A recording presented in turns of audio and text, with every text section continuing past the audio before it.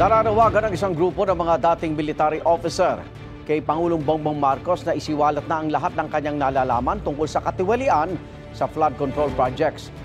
Nilinaw naman ng grupo na hindi nila hinihiling na mag-resign ang Pangulo.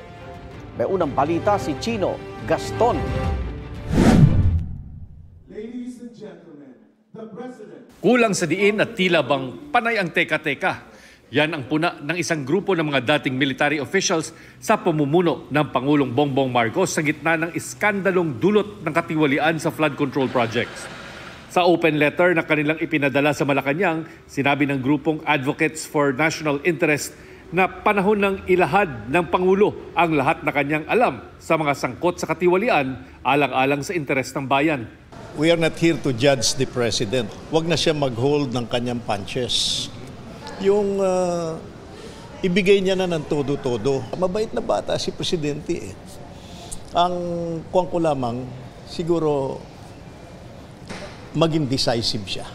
Maging decisive. Yun ang gusto ng grupo. Yung indecision can lead to potentially severe consequences. Definitely. Ang isang leader dapat mag-decide. Good or bad, there must be a decision.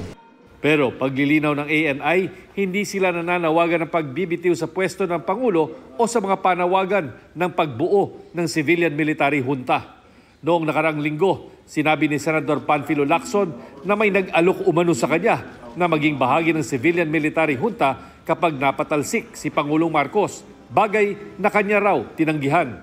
May lumapit din daw sa presidente ng Caritas Philippines na si Kidapawan Bishop Jose Colin Bagaforo, pero hindi rin daw niya ito pinaunlakan.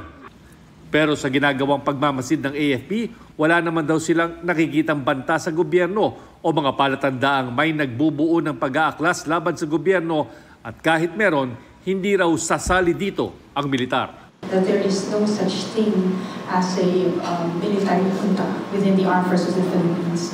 The AFP will never subscribe to any reset plot. Wala pang pahayag ang palasyo sa ngayon tungkol dito.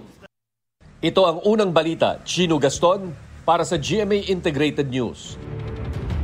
Igan, mauna ka sa mga balita, mag-subscribe na sa GMA Integrated News sa YouTube para sa iba't ibang ulat sa ating bansa.